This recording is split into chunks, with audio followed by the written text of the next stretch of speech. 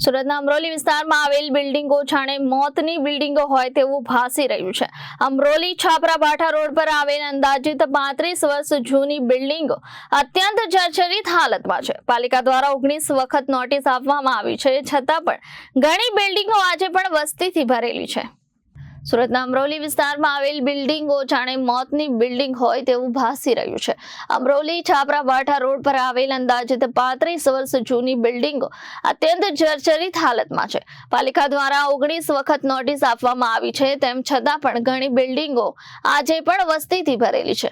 8 જેટલી બિલ્ડિંગોમાં ટેકા મૂકીને ઊભી રાખવામાં આવી છે, જે સ્વયંમાં ખતરાની ઘંટડી છે। આંતરિક મતભેદ અને ઘરેલુ સંકળાવટોને કારણે લોકો ઘર ખાલી કરવા તૈયાર નથી। આવા જર્જરિત માળખામાં રહેવું જીવનું જોખમ છે।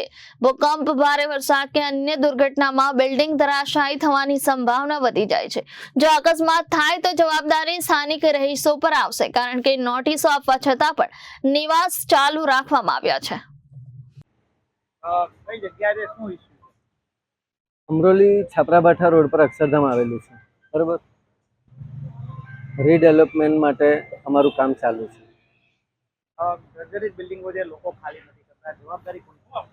જવાબદારીમાં તો અમારી કમિટી આજ સુધી લીધી હતી, પણ અત્યારે ખૂબ જર્જરિત ને રહેવાનું લાયક નથી, એટલે અમે જવાબદારી લેવા તૈયાર નથી।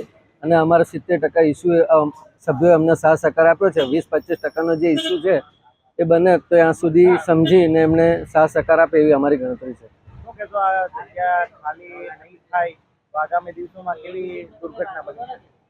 ખૂબ જ ભયંકર પરિસ્થિતિ ખરાબ થાય એમ છે તો સાહેબ।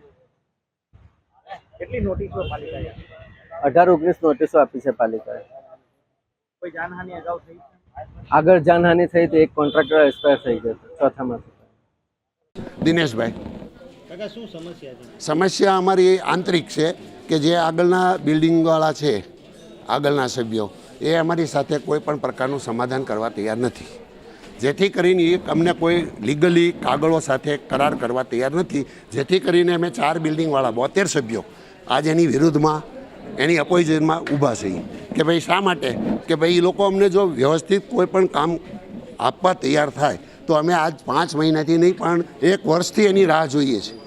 ગયા અષાઢી બીજથી એ લોકો અહીંયા આવ્યા છે બિલ્ડર, તો આજ સુધીની અમને કોઈ પણ એવી શાંતિપૂર્વક કે અમને સાંત્વના મળે એવી એક પણ વાત અમારી પાસે એ લોકોએ નથી કરી। Reporter Arvind Rathod, Janadesh news, Surat.